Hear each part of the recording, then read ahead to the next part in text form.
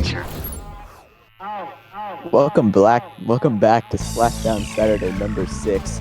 Here in our winners bracket semifinals, we got the 2 seed Mitski Rotters versus the 3 seed Run It Back. And we're going to be starting out here on Mahi Mahi Zones. And Gabe, what are your thoughts on this map? I love Mahi Mahi. Mahi Mahi is probably one of my most favorite Splatoon 3 maps when they brought it back.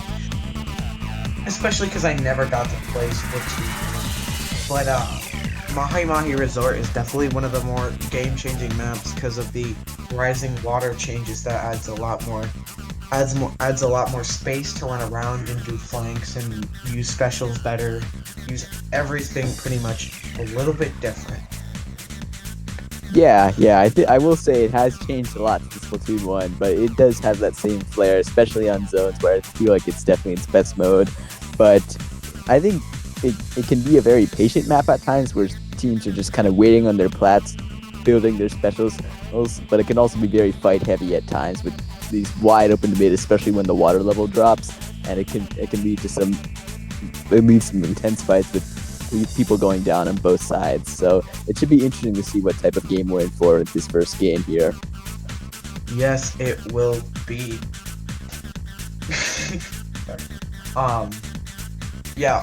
But our second game, if we go look at our other games here, we got Clam Blitz Umami Ruins. I prefer playing Umami Ruins, definitely not on Clam Blitz, and I'd say either Zones or Rainmaker. But Clam Blitz on Umami That's a hot take.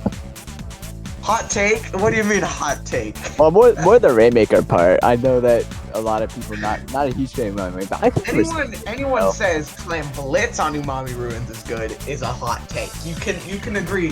Umami Clam Blitz is definitely one of the most annoying. I see it around. I think I'm pretty ambivalent on Umami personally. I think it's better than Rain though. I don't know why though. It depends on the map, but I love Clam Blitz on any map except for Umami. Interesting. Well, we'll see some of that in game 2. Definitely. Yeah, it'll be interesting to see what comps we get for this game 1. And my it's definitely a smaller zone, easier to cap. We'll see if that leads to more paint-heavy comps or more fight-heavy comps. I don't know. What are you expecting here?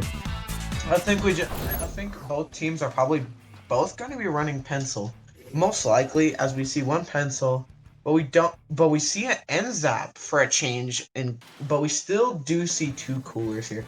I am seeing a lot more painting power on. I'm seeing a lot of painting power on mainly Mitski Rotters, and a little bit more heavy on the fighting side with Run It Back.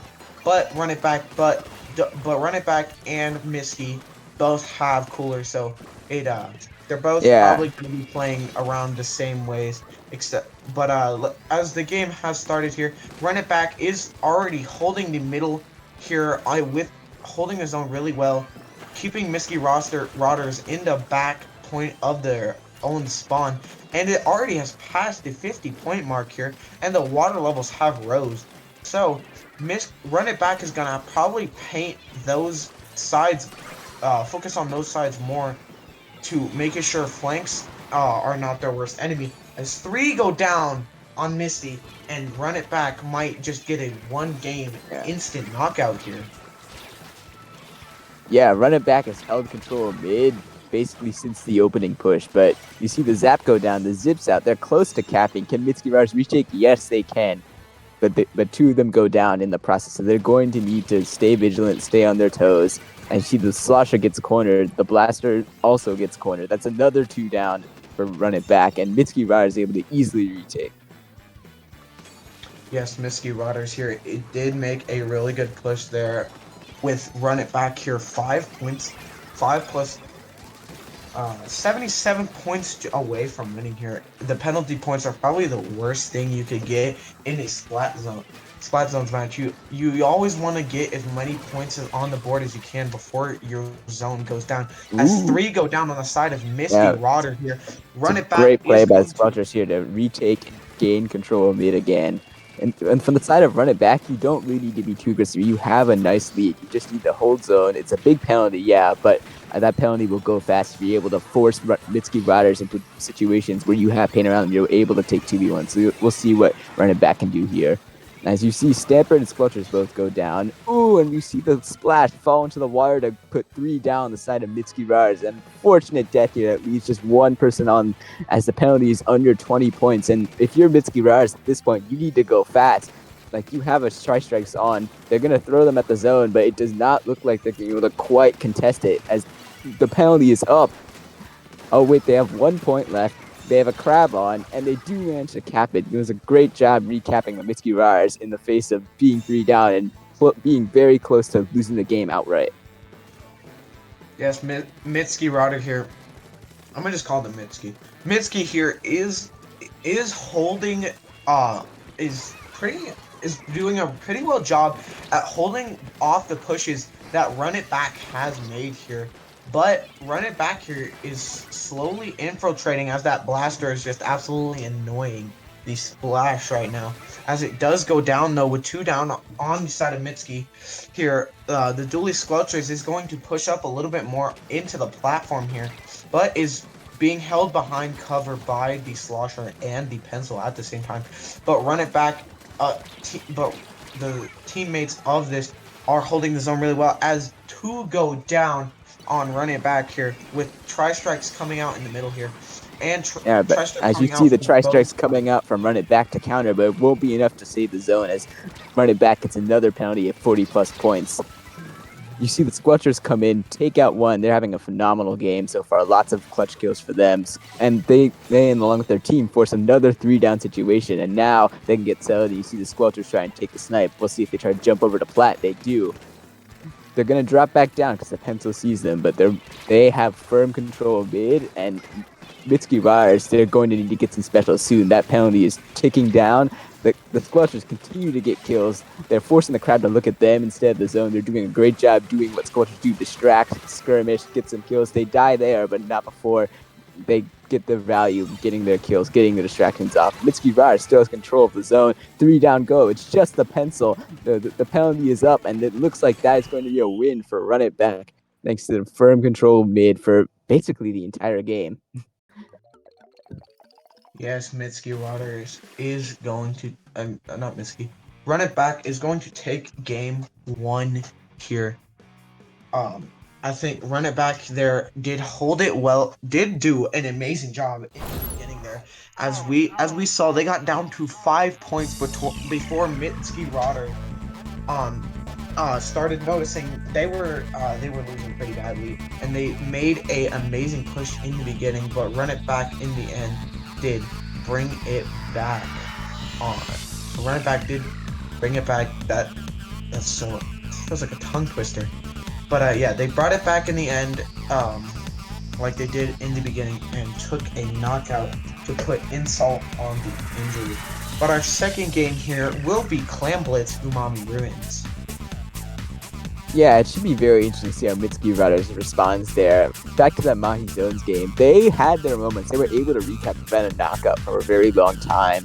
But a lot of it just came down to frantically throwing specials, throwing strikes, throwing crab, getting a zip, just throwing all of them at the zone at once, and then not being able to hold mid for that long afterwards, just because they got forced in these desperation situations where they needed specials. And I think it just wasn't sustainable for them. I think even though Run It Back did lose zone those couple times, they were able to retake pretty quickly and eventually just get settled in for the knockout after a couple attempts. So we'll see if Mitski Riders can avoid that sort of cycle in Clam Blitz. It's a different mode, but it is one where these unsustainable efforts, just throwing stuff at the basket and just dying afterwards, that's not going to win you the game, especially the team as good as Run It Back. So we'll see how Mitski Riders can respond to it.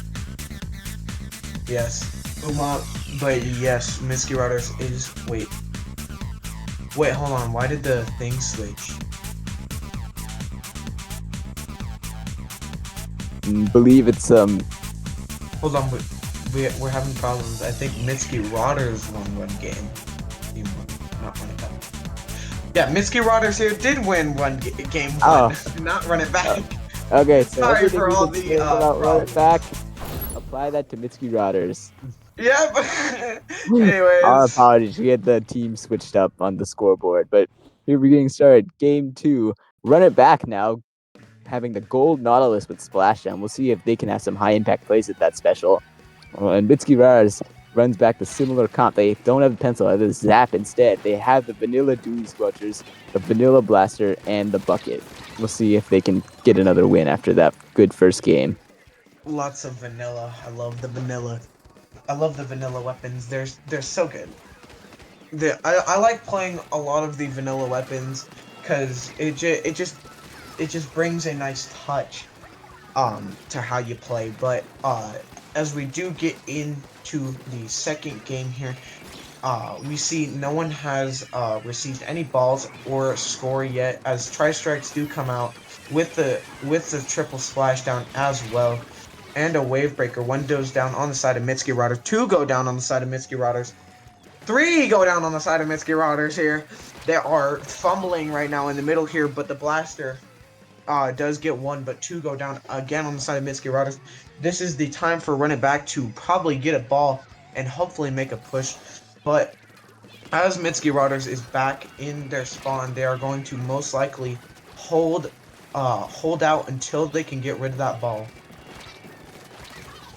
Yeah, you saw them run it back, get those kills, get to a delayed wipeout situation, actually, but they were not able to quite get a good push to the basket as Mitski Riders slowly regain control mid, push them, run it back to their basket area.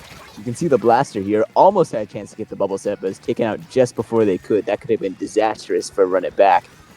Here you see the pencil backed up all the way to their spawn area. The bucket has full control of the basket area. They just need to mobilize some clams. Will they be able to? They get the bubble set up, but there's still 0 clams in possession of Mitski Riders. They're gonna have to try it push another time because they just didn't have the clams ready. They had all the picks. They pushed the pencil all the way back there, but just unfortunate in that they could not get all the clams needed to start, even get the push to 80 points, let alone farther than that.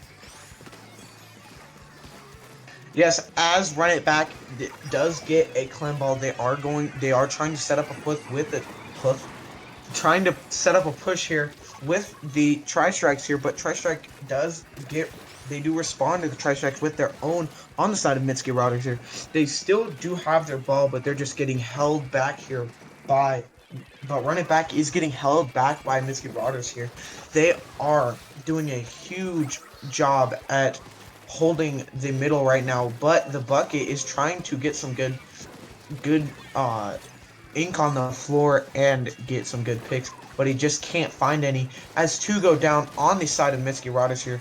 Run It Back is going to push with the tri-strikes. It looks like this might be the first score of the game here if they can get into the base.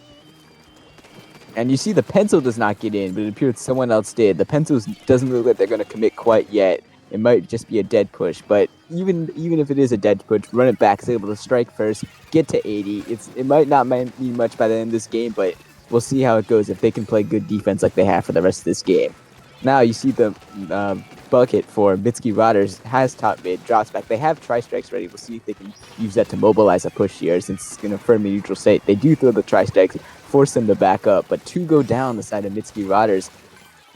But then the bucket is able to take a 2v1 and take down the other bucket on the side of Run It Back to get their own 2 down the side of Run It Back. So just like that, we're back to a neutral state. And the Sculptors here looking to see if they can hold top mid for a little longer, just to find some picks, make some room, put some turf on the ground down to get the basket. As you see, 2 down, 2 go down the side of Run It Back. This might be the chance for Mitski Riders to get a sustained push that goes more than just 80. You see one ball goes in. Can they get the second one in? Yes, they can, and they get a couple more extra clams in there as well. That might be the end of that push, but it is certainly valuable as just 49 seconds remain, and with Mitski Riders having a solid lead. Yes, with only 40 seconds left on the clock here, Run It Back is going to have to win the Run It Back is going to have to make a delicate push here, or they might lose game 2 here. Mitski Riders here is going to try and make another push here, getting another ball in. They are looking for more clams to put in the basket, which they are doing, sustaining even more of a lead here with only 15 seconds. 28 points left on Mitski Riders. Only 10 seconds. It doesn't look like Run It Back is going to be able to do much in the moment.